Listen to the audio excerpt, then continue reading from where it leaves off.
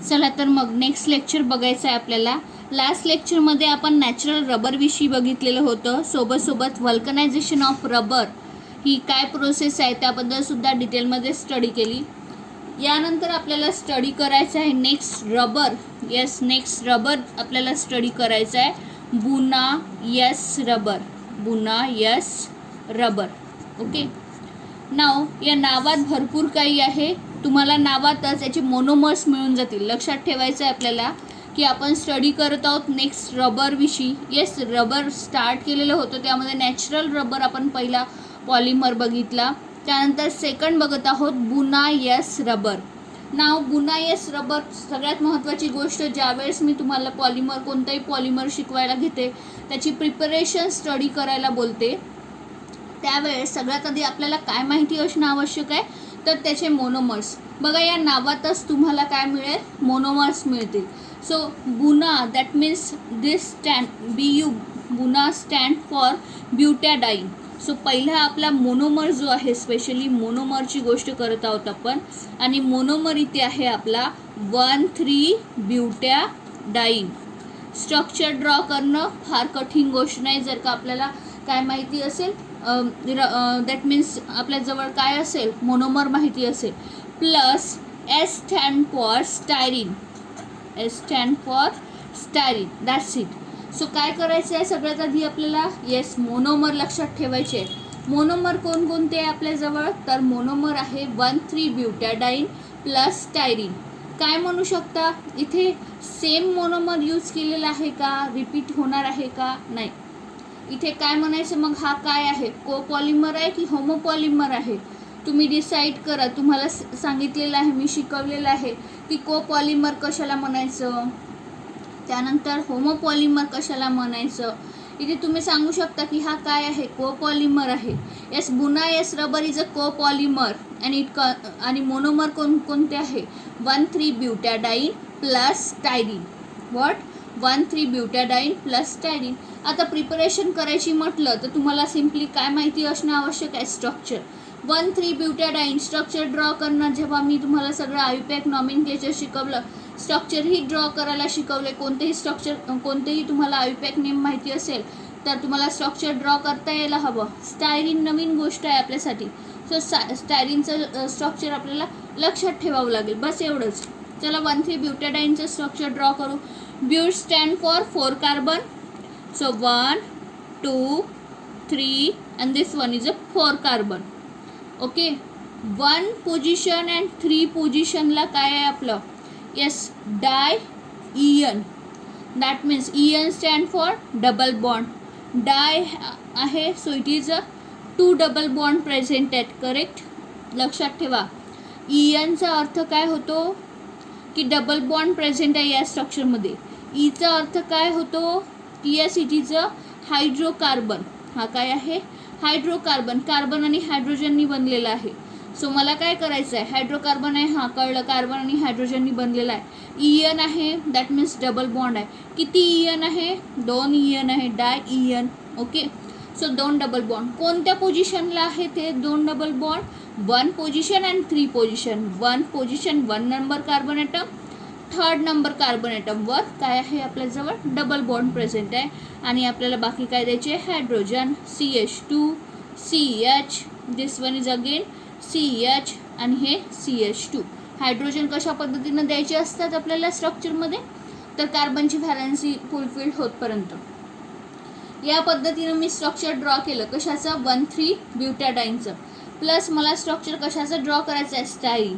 स्टायरीनचं structure कशा पद्धतीचं असतं, इट इज अ C6H5 आणि त्याला काय अटॅच असते, CH डबल बॉन्ड CH2. या पद्धतीचं स्ट्रक्चर जे असते ते कशाचं असते बेटा, स्टायरीनचं structure. So it is a styrene. This one is a 1,3-ब्युटॅडाईन.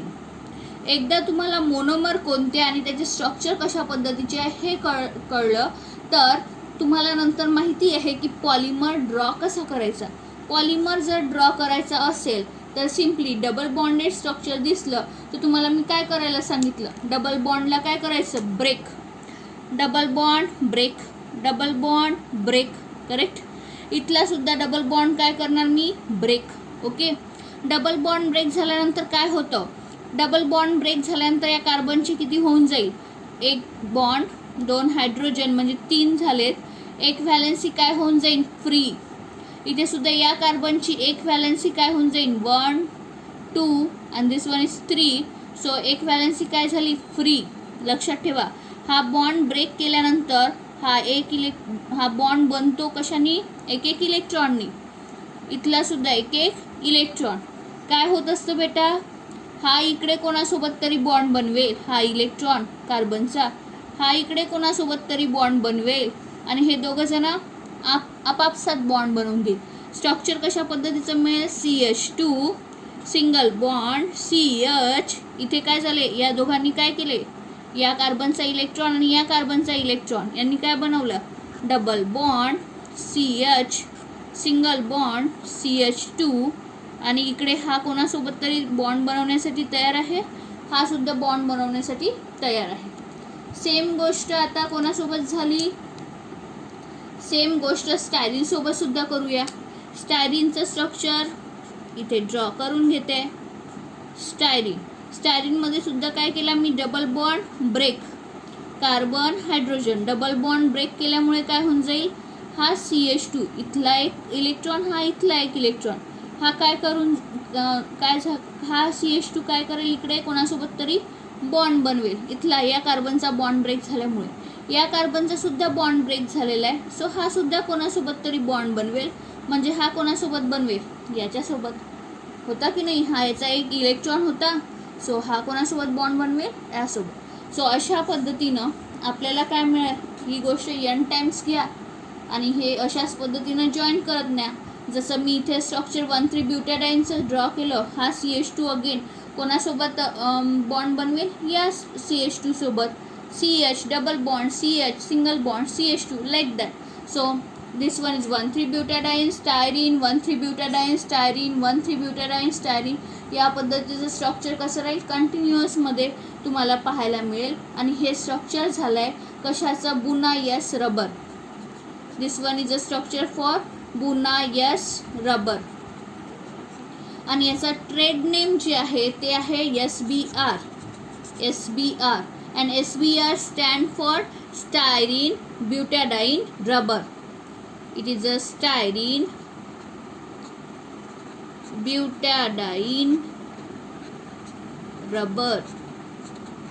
एवढी गोष्ट तुम्हाला फक्त लक्षात ठेवायचं आहे. बघा किती सोपा असा हा पॉलिमर आहे. नॅचरल रबर आपण लास्ट लेक्चरमध्ये बघितलं आहे, या लेक्चरमध्ये बुनायस रबर बघत आहोत. मोनोमर लक्षात ठेवायचे आहे 1,3 butadiene. Okay, plus styrene. Structure नाव माहिती होतं, स्ट्रक्चर मला इझिली ड्रॉ करता आलं. स्टायरीनचं स्ट्रक्चर माहिती नसेल तर आज माहिती झालं आपल्याला की हां स्टायरीनचं स्ट्रक्चर असं असतं. ओके, त्यानंतर मला काय करावं लागलं, येस डबल बॉन्ड ब्रेक. जे आतापर्यंत मी जितके काही पॉलिमर्स घेतले ते पॉलिमर्स शिकवताना केलं तीच गोष्ट मी इथे केली. डबल बॉन्ड प्रेझेंट असेल तर double bond break. Double bond break केल्यानंतर मला काय करायचं आहे, येस कार्बनची व्हॅलेन्सी फुलफिल करू आपण, बरोबर की नाही. इकडे बॉन्ड ब्रेक केल्यानंतर हा इलेक्ट्रॉन हे दोघं जण आपापसात बॉन्ड बनवून घेईल. हा इकडे कोणासोबत बनवेल, हा इकडे कोणासोबत बनवेल, हीच गोष्ट मी इथे दाखवली. कोणासोबत बनवेल म्हणजे आता इथे सुद्धा एक बॉन्ड याचा फ्री झालेला आहे. सो हा याच्यासोबत बॉन्ड बनवून घेईल. अशा पद्धतीनं 1,3 ब्युटॅडाईन स्टायरीन 1,3 ब्युटॅडाईन हा सिक्वेन्स सुरू राहील. n टाइम्स घेतला. It is known as a Buna S rubber. It is also its trade name is SBR styrene butadiene rubber. So ही गोष्ट तुम्हाला इथे लक्षात ठेवायची आहे. आय होप सो तुम्हाला समजलं असेल. आता हा जो रबर आहे बुनायस रबर, तो नॅचरल रबरपेक्षा नॅचरल रबरशी जर आपण याची तुलना केली, कंपॅरिझन केली, तर इन दॅट केस तुम्हाला कळेल की याची मेकॅनिकल स्ट्रेंथ जी आहे, ठीक आहे, याची मेकॅनिकल स्ट्रेंथ जी आहे नॅचरल रबरपेक्षा जास्त असते. So it is use in tyre industry. Tyre इंडस्ट्रीमध्ये याचा यूज केला जातो. कोणाचा, बुनायस रबरचा. आय होप सो बुनायस रबर तुम्हाला समजला असेल. इतका छोटासा पोर्शन होता याचा सो कळायला फार काही कठीण नाही आहे, स्ट्रक्चर ड्रॉ करता यायला हवे. नाव बघूनच तुम्हाला ज्यावेळेस मी आयपॅक नॉमेनक्लेचर शिकवलं क्लासमध्ये त्यावेळेस स्ट्रक्चर कसे ड्रॉ करायचे हे सुद्धा शिकवलेलं होतं. त्यानंतर नेक्स्ट रबर बघायचं आहे. हे सिंथेटिक रबर बघणार आहोत आपण. Next rubber is a synthetic rubber. It is called as a neoprene. त्याला काय म्हणतात बेटा? Neoprene. It is a synthetic rubber. Synthetic rubber. Okay. नाव पुन्हा ज्या वेळेस आपण पॉलिमर शिकतो, कोणताही पॉलिमर शिकतो, कशाची गरज पडते बेटा आपल्याला? मोनोमरची. यामध्ये मोनोमर कोणता यूज करणार आहोत आपण? तर मोनोमर यूज करणार आहोत क्लोरोप्रीन. काय यूज करणार आहोत? क्लोरोप्रीन. निओप्रीन बनवण्यासाठी आपण मोनोमर कोणता यूज करणार आहोत? Chloroprene.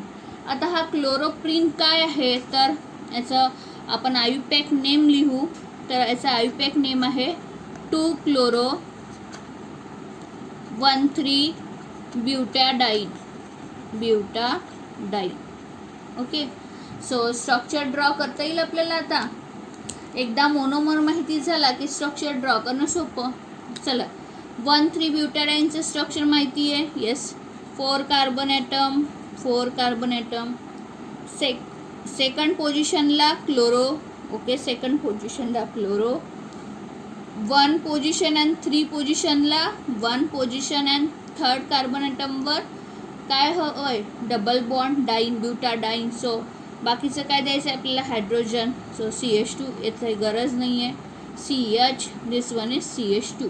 So this one is a structure for what? Chloroprene. Chloroprene. or it is also called as a 2. Yes, IUPAC name is a 2-chloro-1,3-ब्युटाडाईन. ओके. सो हे स्ट्रक्चर आहे. आता काय करायचं आहे आपल्याला? या मोनोमर माहिती आहे आपल्याला, बरोबर की नाही?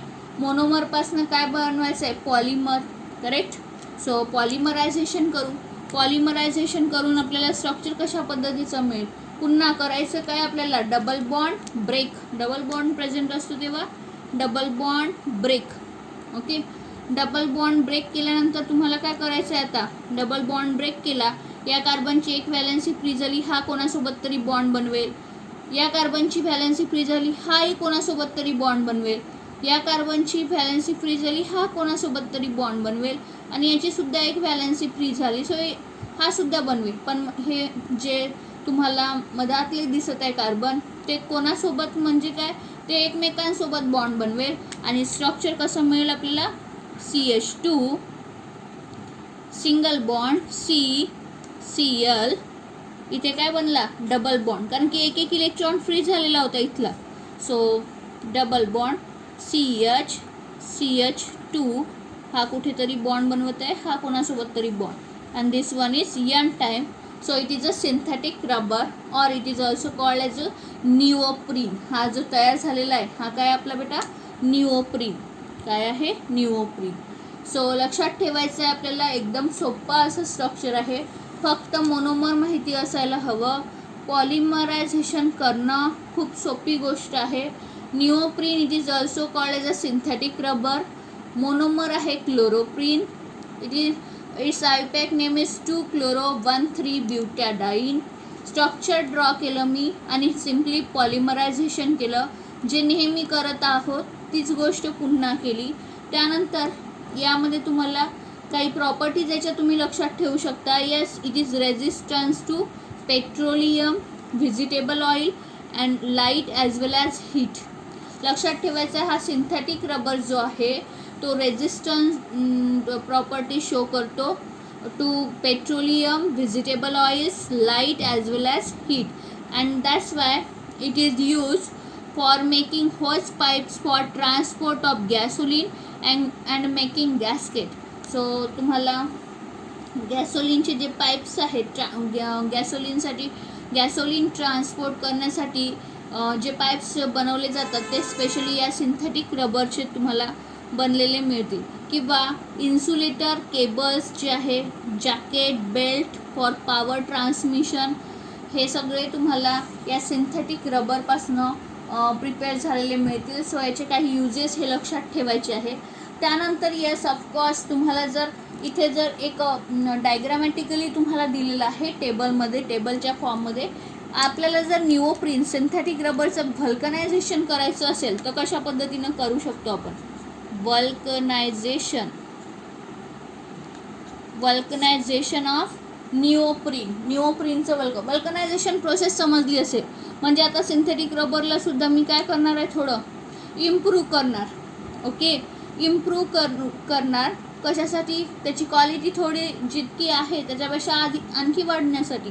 सो व्हल्कनायझेशन करायचं असेल तर येस ऑफकोर्स माझ्याजवळ काय आहे, सिंथेटिक रबर. मी ड्रॉ करू, मी नोट्समध्ये फक्त एक चेन ड्रॉ केलेली आहे. तुम्ही वाटते तेवढ्या चेन्स तिथे ड्रॉ करू शकता. बघा हा काय आहे, CH2 CCl double bond CH CH2 हा स्ट्रक्चर ड्रॉ केला मी. हा अजून कोणासोबत अटॅच असू शकतो, म्हणजे या स्ट्रक्चरच्या दुसऱ्या सेम स्ट्रक्चर मी रिपीट करत आहे असं म्हणत आहे मी. CH2 CCl double bond CH CH2 like that. ही गोष्ट अशी कंटिन्युअसली होत राहील, ही गोष्ट सुद्धा कंटिन्युअसली होत राहील. सेम गोष्ट मी काय करते, खाली सुद्धा घेते. बघा खाली सुद्धा मी सेम गोष्ट घेत आहे.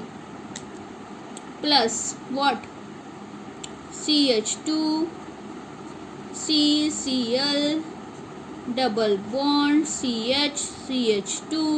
ओके, हा एक घेतला. Then second CH2 CCl double bond CH CH2 like that. दोन चेन घेतलेले आहे मी. बघा मी हे स्ट्रक्चर घेतलेलं आहे क्लोरोप्रीनचं. हे दुसरे काही वेगळे मॉलिक्युल्स मी ड्रॉ केलेले नाही आहे. मी फक्त हा निओप्रीन जो आहे, जो तयार झालेला आहे क्लोरोप्रीन पासनं आपण काय तयार केलं बेटा, निओप्रीन जो तयार केलेला आहे त्या निओप्रीनचं स्ट्रक्चर घेतलेलं आहे. दॅट मीन्स सिंथेटिक रबरला मी फक्त 2 वेळा एका चेनमध्ये लिहिलं, या दुसऱ्या चेनमध्ये सुद्धा 2 टाइम्स लिहिलं. 2 टाइम्स, कारण की हे n टाइम्स लिहू शकता तुम्ही. आता काय करायचं आहे मला, in presence of MgO. Okay, in presence of magnesium ऑक्साईडच्या प्रेझेन्समध्ये काय होत असतं, त्याचं वल्कनायझेशन. कशा पद्धतीचं स्ट्रक्चर तयार होईल, मला काही एक करायचं नाही आहे, मला एवढंच करायचं आहे. हा CH2 हा Cl जो आहे त्याला रिमूव्ह करायचं आहे. Clला रिमूव्ह करायचं आहे. त्यानंतर बाकीचं स्ट्रक्चर जसं तसं CH2 double bond CH CH2. हे तर मी नोट्समध्ये तर एकच स्ट्रक्चर घेतलेलं आहे, जेणेकरून तुम्हाला कन्फ्युजन व्हायला नको. इथे तरी मी 2 वेळा याला रिपीट करून लिहिलेलं आहे. बस याला व्हल्कनायझेशन केलं, म्हणजे क्रॉस लिंक स्ट्रक्चर आपण तयार करणार आहोत. कोणासोबत, या खालच्या Cl सोबत. खाली जो मी घेतलेला आहे, खाली कोण घेतलेला आहे, हा Cl, तोही रिमूव्ह करून द्या. या पद्धतीने CH2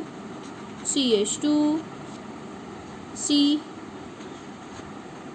like that, double bond CH CH2 like that. मला फक्त या मॅग्नेशियम ऑक्साईडमधला ऑक्सिजन जो आहे ते क्रॉस लिंकमध्ये घ्यायचं आहे. सो अशा पद्धतीचं वल्कनायझेशन केलं आहे मी. सिम्पली निओप्रीनचं स्ट्रक्चर घेतलं आहे बेटा. निओप्रीन जो आहे 1 वेळा लिहायचा, 2 वेळा लिहिला. नोट्समध्ये तर मी एकच वेळा लिहिला, जेणेकरून तुम्हाला कन्फ्युजन व्हायला नको. त्याच्या 2 चेन घेतल्या. In presence of MgO, magnesium ऑक्साईडच्या प्रेझेन्समध्ये वल्कनायझेशन होत असतं. वल्कनायझेशनमध्ये क्रॉस लिंक स्ट्रक्चर तयार होतं. Clला काढा आणि तिथे काय क्रॉस लिंक स्ट्रक्चर कोणासोबत दाखवायचं आहे, ऑक्सिजनसोबत दाखवायचं आहे. या पद्धतीचं क्रॉस लिंक स्ट्रक्चर अशा पद्धतीचं तुम्ही ड्रॉ करू शकता continuously. So it is the process for vulcanization of निओप्रीनचं वल्कनायझेशन करायचं असेल तर या पद्धतीचं तुम्हाला जर विचारलंच तर तुम्हाला स्ट्रक्चर द्यायचं आहे. नोट्समध्ये मी फक्त एक स्ट्रक्चर घेतलं आहे. तुम्ही ते तिथे कन्फ्यूज व्हायला नको, तुम्ही रिपीटही करू शकता, लक्षात ठेवा. ओके, त्यानंतर नेक्स्ट बघायचे आपल्याला 2 पॉलिमर आपले बाकी आहेत. ते आहे नेक्स्ट कॅटेगरी आहे आपली कोणती, बायोडिग्रेडेबल पॉलिमर. काय होतं की बायोडिग्रेडेबल पॉलिमरची आपल्याला गरज का पडली ही गोष्ट आपल्याला माहिती असणं आवश्यक आहे. बायोडिग्रेडेबल कशासाठी आपण बायोडिग्रेडेबल पॉलिमर्सचा यूज करत असणार, कशासाठी आपल्याला गरज पडली असणार, तर yes of course pollution. Okay, pollution होत, आपण जर पॉलिमर बनवत आहे आणि तो बायोडिग्रेड होत नाही आहे त्याचा अर्थ वेस्ट मटेरियलसुद्धा आपल्या अर्थवर वाढत आहे. सो पोल्युशनचा प्रॉब्लेम एक सॉल्व करण्यासाठी आपण काय करू शकतो की बायोडिग्रेडेबल पॉलिमर्सचा सुद्धा यूज करू शकतो. सो बायोडिग्रेडेबल पॉलिमरमध्ये कोणकोणते पॉलिमर आपण स्टडी करणार आहोत त्यातला पहिला आहे, 2 करणार आहोत इथे स्पेशली. त्यातला पहिला आहे PHBV. कोणता आहे? PHBV. याचा लॉंग फॉर्म इथे आपल्याला बुकमध्ये दिलेला नाही आहे, तरी आपण सांगू शकतो, असं काही हरकत नाही, बट तो लक्षात राहणार नाही तुमच्या. सो तुम्ही फक्त शॉर्ट फॉर्म लक्षात ठेवा, that it is a PHBV. पुन्हा सेम गोष्ट, जर तुम्हाला काय माहिती असेल बेटा, कोणता पॉलिमर स्टडी करायचा असेल तर गरज कशाची पडते? मोनोमरची. कशाची गरज पडत असते? मोनोमरची गरज पडते. मोनोमर कोणकोणते यूज केले जातात लक्षात ठेवायचे आहे. 3-हायड्रॉक्सी ब्युटॅनॉइक ॲसिड, अँड अजून कोणता पॉलिमर यूज केला जातो बेटा? 3-हायड्रॉक्सी पेंटॅनॉइक ॲसिड. आता स्ट्रक्चर ड्रॉ करणं सुद्धा पुन्हा सोपी गोष्ट आहे. जरी नाव मोठे मोठे दिसत असले तरी स्ट्रक्चर तुम्हाला ड्रॉ करता यायला हवे, कारण मी ज्यावेळेस तुम्हाला सगळं आयपॅक नॉमेनक्लेचर शिकवलं त्यावेळेस प्रत्येक एका गोष्टीचा अर्थ सांगितला, बरोबर की नाही. ब्यूट आहे, that means what? 4 carbon atom present आहे. लक्षात ठेवायचं आहे. But means what? 4 carbon atom. But means what? 4 carbon atom. So 4 carbon atom, 1 2 3 4 like that. Noic OIC acid कशासाठी आहे? तर OIC acid means what? COOH group present आहे. हा एक C आहेच, यालाच काय करते मी? COOH. हा फर्स्ट नंबरवर आहे. इथे जर नंबरिंग दिलेली असती 1 2 3 4 लाईक दॅट. सो 1 आपण लिहितो किंवा नाही लिहित, गरज नाही पडत. सो चल तेव्हा समजून जायचं काहीच लिहिलेलं नाही आहे त्यावेळेस फर्स्ट पोझिशनवरच आहे. 2 लिहिलेलं असतं, सो सेकंड नंबरच्या कार्बन ॲटमवर मी COOH ग्रुप अटॅच केलेला असतं. सो लक्षात ठेवायचं आहे OIC ॲसिड जो आहे हा सेकंडरी सफिक्स जो यूज करतोय आपण तो कशासाठी बेटा? कार्बोक्सिलिक ॲसिड ग्रुपसाठी यूज केला जातो. But stand for 4 carbon, 1 2 3 4 carbon. Third पोझिशनला कोण आहे बेटा? Hydroxy, because it is a COOH is a main principal functional group. So numbering होईल कुठनं? इथनं 1 2 3. थर्ड पोझिशनला कोण आहे? हायड्रॉक्सी ग्रुप आहे. बाकी काय करायचं आहे तुम्हाला? बाकी हायड्रोजन द्यायचे आहे. स्ट्रक्चर कसं राहील? CH3 CH CH2 like that. So हे स्ट्रक्चर कशासाठी आहे बेटा? Three hydroxy butanoic acid. Three hydroxy pentanoic acid, same structure. Noic OIC acid, that means COOH group, COOH group. Carbon number 1. किती कार्बन हवे? 5. 1 2 3 4. This one is 5. Okay. Third carbon 1 2 3. Third कार्बनला कोण आहे? Hydroxyl group. बाकी काय करायचं आहे तुम्हाला? बाकी तुम्हाला द्यायचे आहे हायड्रोजन्स, CH2 लाईक.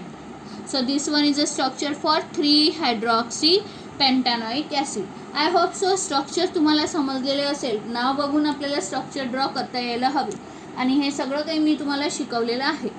आता आपल्याला बनवायचं आहे. मला सांगा आता हा जो 3-हायड्रॉक्सी ब्युटॅनॉइक ॲसिड आहे, जर का मी त्याला या पद्धतीनं लिहिलं तर काही प्रश्न आहे का? C=OH. ओके. त्यानंतर मी याला लिहित आहे इकडे CH2 CH.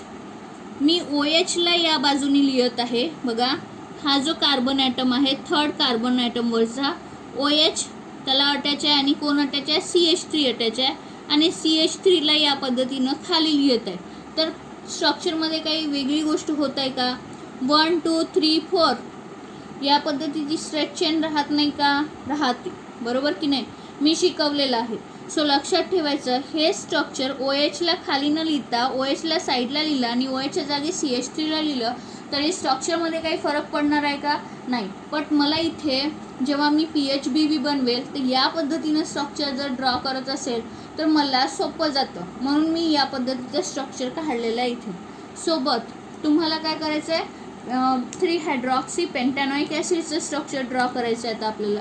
ते सुद्धा मी जरा अशा पद्धतीचं जॉईन करून घेते. ठीक आहे. काय करायचं आहे, C OH लिहिला, त्यानंतर CH2, त्यानंतर काय आहे CH. या CHला कोण कोण अटॅच आहे? OHला मी फक्त इथं लिहिते आणि ही जी आहे CH2 CH3ला खाली लिहिते, CH2 CH3. या पद्धतीचं स्ट्रक्चर लिहिलं तर काही फार फरक पडणार आहे का? बघा, मी हे स्ट्रक्चर फक्त लिहायची पद्धत बदलवली. 1 2 3 4 5 ही स्ट्रेच चेन नाही झाली का? Yes, of course it is a stretch chain. Third पोझिशनला हायड्रॉक्सिल ग्रुप नाही आहे का? आहे, बरोबर. फक्त लिहिताना मी असं लिहून घेतलं जेणेकरून ज्यावेळेस मी पॉलिमर ड्रॉ करीन तेव्हा मला इझी जाईल. पॉलिमर कसा ड्रॉ करायचा बघा. आता कार्बोक्सिलिक ग्रुप नेहमी काय देतो आपला? OH देतो. Okay. Hydroxyl group alcoholic group नेहमी आपला काय देतो बेटा? H देतो. फक्त काय देतो? H देतो. म्हणजे OH ग्रुपमधनं फक्त काय जाणार आहे? H जाणार आहे.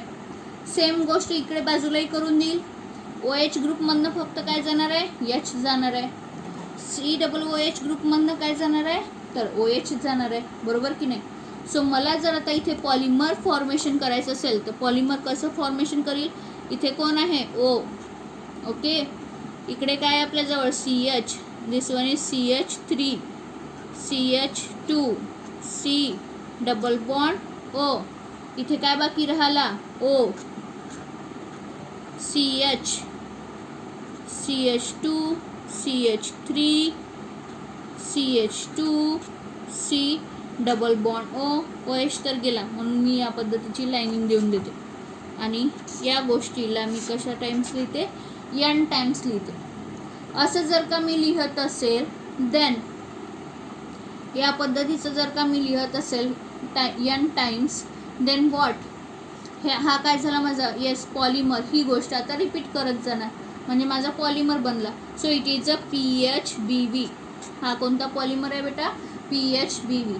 खूप इझी होता स्ट्रक्चर ड्रॉ करण्यासाठी. फक्त माहिती काय असायला हवे होते? Monomer. What? 3 hydroxy butanoic acid and 3 hydroxy pentanoic acid. आणि त्याला लिहिण्याचा एक वेगळा तरीका. ठीक आहे. त्याला असं स्ट्रेचनमध्ये ना आपण स्ट्रक्चर काढलं, बरोबर की नाही? फक्तच त्या स्ट्रक्चरला मी काय केलं? या पद्धतीनं केलं. ही लिंकेज कोणती आहे हेही आपल्याला माहिती असायला हवं. ही जी लिंकेज इथे तयार झालेली आहे इस्टर लिंकेज आहे. सो तुम्ही लक्षात ठेवा, येस PHBVमध्ये कोणती लिंकेज असते? तर it is a ester linkage. Ester linkage तुम्हाला इथे पाहायला मिळते. आय होप सो तुम्हाला PHBV समजलेला असेल. त्यानंतर नेक्स्ट अँड लास्ट पॉलिमर आपल्याला इथे स्टडी करायचा आहे, तो आहे नायलॉन टू नायलॉन 6. बुकमध्ये तुम्हाला स्ट्रक्चर दिलेलं नाही आहे, स्टील मी तुम्हाला स्ट्रक्चर सांगणार आहे इथे. सो नायलॉन टू नायलॉन 6 हा नेक्स्ट बायोडिग्रेडेबल पॉलिमर आहे. पुन्हा गोष्ट आपल्याला काय माहिती असायला हवं? मोनोमर. काय माहिती असायला हवं बेटा? मोनोमर विषयी लक्षात असायला हवं. It is a biodegradable polymer. So monomer कोणकोणते असतात? तर एक आहे Glycine plus omega amino caproic acid. थोडं बुकमध्ये ओमेगाच्या जागी इप्सिलॉन त्यांचा मिस्टेक झालेला आहे, सो ती गोष्ट तेवढी लक्षात ठेवायची आहे. सो मोनोमर कोणकोणते आहे बेटा? Glycine plus omega amino caproic acid. नाव ग्लायसिनचं स्ट्रक्चर तुम्हाला माहिती आहे, प्रिपरेशन करणार आहोत आपण पुन्हा नायलॉन टू नायलॉन 6ची. ग्लायसिन म्हणजे काय तुम्हाला माहिती असेल. आपण ग्लायसिनचं स्ट्रक्चर काढलं, कशा पद्धतीचं होतं? या बाजूला COOH group. Okay, COOH group. एका बाजूला काय? NH2.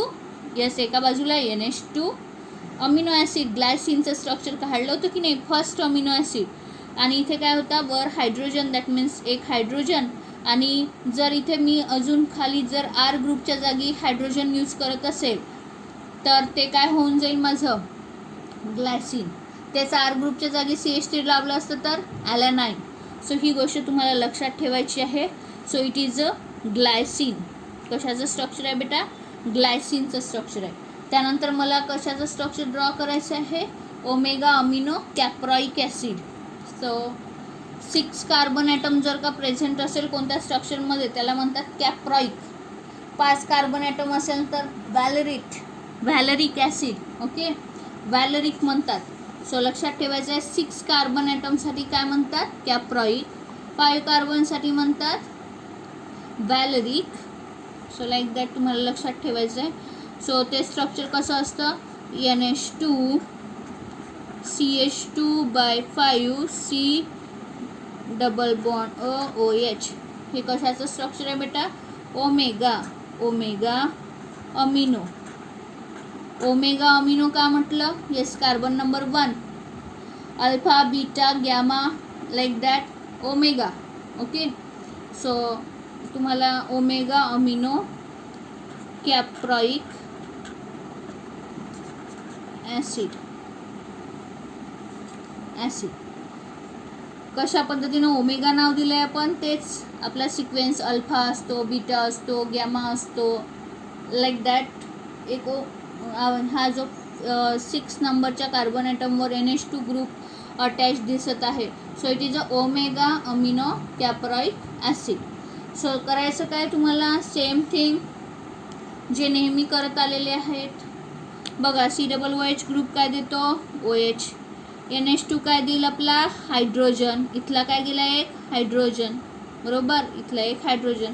अगेन हिअर OH, इथला काय जाईल, हायड्रोजन, एक हायड्रोजन पुन्हा बाकी राहील. आणि स्ट्रक्चर कशा पद्धतीचं मिळेल बेटा, NH, एक हायड्रोजन गेला, त्यांनी दुसऱ्या कोणासोबत एक व्हॅलन्सी फ्री केली नायट्रोजनची. Then CH2 C double bond OH केलेला आहे. इथे H गेला, इथला H2O रिमूव्ह केला आपण, H2O रिमूव्ह केला. सो इथे काय बाकी राहिला, एक H. So NH amide linkage form झालेली दिसत आहे, CH2/5 C double bond O like that. This is N time. So it is a structure for nylon 2 nylon 6 like that. So अशा पद्धतीनं तुम्हाला लक्षात ठेवायचं आहे. कशाबद्दल बेटा, तर नायलॉन 2 नायलॉन 6. आणि या पॉलिमरसोबत आज आपले पॉलिमर चॅप्टर जो आहे इथे संपतोय. नॅचरल रबर आणि व्हल्कनाइज रबरची मागील सिलेबसमध्ये डिफरन्स बिटवीन नेहमी विचारत होते, म्हणून मी तुम्हाला थोडा डिफरन्स बिटवीनच्या नोट्स तिथे दिलेल्या आहेत. साध्या नोट्स आहेत त्या तुम्ही डायरेक्टली वाचू शकता, त्यात काही असं सांगण्यासारखं नाही आहे. नॅचरल रबर आणि व्हल्कनाइज रबरमधला जो काही डिफरन्स आहे तो मी ऑलरेडी तुम्हाला सांगितलेला आहे. कशा कंपॅरिझननी कशा पद्धतीने बेटर आहे vulcanize rubber as compare to natural rubber. त्यानंतर काही तुम्हाला बुकमध्ये, मी त्याचे नोट्स तुम्हाला देणार नाही आहे कारण बुकमध्ये डायरेक्ट पोर्शन दिलेला आहे. बघा, हा जो पोर्शन दिलेला आहे कमर्शियली इम्पॉर्टंट पॉलिमर म्हणून दिलेला आहे. चेक करू शकता तुम्ही, कमर्शियली इम्पॉर्टंट पॉलिमर दिलेला आहे. तुम्हाला काय करायचं आहे, only for the purpose of JEE नीट किंवा इथल्या मल्टिपल चॉईससाठी. बाकी स्ट्रक्चर तुम्हाला पॉलिमरचे ते विचारणार नाही. यस, मे बी तुम्हाला अप्लिकेशन्स विचारू शकतात. सो बस त्या दृष्टीने तुम्हाला 1-2 वेळा तुम्ही इथे रीड करू शकता. आणि पॉलिमर बनवणं, मोनोमर माहिती असेल तर पॉलिमरचं प्रिपरेशन करणं फार कठीण गोष्ट नाही आहे, बरोबर की नाही. बट तुम्ही फक्त नाव लक्षात ठेवा आणि एखादं अप्लिकेशन लक्षात ठेवा, किंवा जो काही मोनोमर त्याचा यूज केलेला आहे तो मोनोमर थोडासा लक्षात ठेवा. बस आपल्या इन्फॉर्मेशनसाठी लक्षात ठेवा, जेणेकरून तुम्ही काय करू शकाल. बघा, प्रिपरेशन पार्ट तुम्हाला येणार नाही, लॉंग क्वेश्चन असा येणार नाही. एखाद्या मार्क्ससाठी अप्लिकेशन पोर्शन येऊ शकतो, मल्टिपल चॉईसचा क्वेश्चन येऊ शकतो. त्या दृष्टीनं तुम्हाला हा टेबल जो आहे तो 1-2 वेळा वाचून काढायचा आहे. ठीक आहे. जसं ॲक्रिलिक ग्लास हा जो पॉलिमर आहे, पर्स्पेक्स और ॲक्रिलिक ग्लास, तर त्यामध्ये मोनोमर कोणता असतो? मिथाईल मिथॅॲक्रिलेट. ओके, एवढी गोष्ट तुम्हाला वाचून ठेवायची आहे. हा त्याचं स्ट्रक्चर ड्रॉ करता येतं नाही येत, इश्यू नाही आहे तुम्हाला, तो काही प्रश्न नाही आहे आपल्याला. फक्त जर तुम्हाला मोनोमर माहिती असेल तर तसंही तुम्ही आता ड्रॉ करणं शिकलेलं असेल आहेच. तर मग आपल्याला करायचं काय आहे, तर आपल्याला फक्त काय करायचं आहे, याचं एक एक ॲप्लिकेशन, एक किंवा 1-2 ॲप्लिकेशन जे आहे ते लक्षात ठेवायचं आहे की कशामध्ये यूज केला जातो. ॲक्रिलिक ग्लास लेन्सेसमध्ये यूज केला जातो, LCD स्क्रीनमध्ये यूज केला जातो. जे 2 आवडतात ते 2 कोणतेही करून ठेवा. बुनायन नावाचा पॉलिमर, येस, त्यामध्ये काय काय यूज केला जातो? 1,3-ब्युटाडाईन यूज केला जातो. सोबत काय यूज केला जातो? ॲक्रिलोनायट्राईल यूज केला जातो. तुम्हाला काय करायचे आहे, त्याचे फक्त मोनोमर लक्षात ठेवा. 1-2 वेळा वाचून काढा, मोनोमर लक्षात येऊन जाईल तुम्हाला. आणि त्याचे युजेस लक्षात ठेवा. कमीत कमी 2 युजेस तुम्ही लक्षात ठेवू शकता. सेम नेक्स्ट पॉलिव्हिनाइल क्लोराईड, PVCचे पाईप्स असतात, तुम्हाला माहिती आहे. सो इथे काय आहे आपल्याजवळ? मोनोमर कोणता आहे बेटा? Vinyl chloride. व्हिनाइल क्लोराईड कसा असतो? स्ट्रक्चर पाहून घ्यायचं. हां, हे स्ट्रक्चर बॉन्ड लाईन स्ट्रक्चर दिलं आहे, सो कन्फ्यूज व्हायचं नाही आहे. मी नोट्स लिहून देत नाही आहे बिकॉज हा सेम टेबल लिहून देणं पुन्हा, त्यापेक्षा तुम्ही यामधनं तुमच्या बुकमध्ये हा टेबल उतरवू शकता आणि युजेस लक्षात ठेवायचे आहे. ॲक्रिलॅमाइड, सो तुम्हाला गरज पडेल मग कशाची? पॉली शब्द काढून घ्या, मोनोमर तुमचा ॲक्रिलॅमाइड.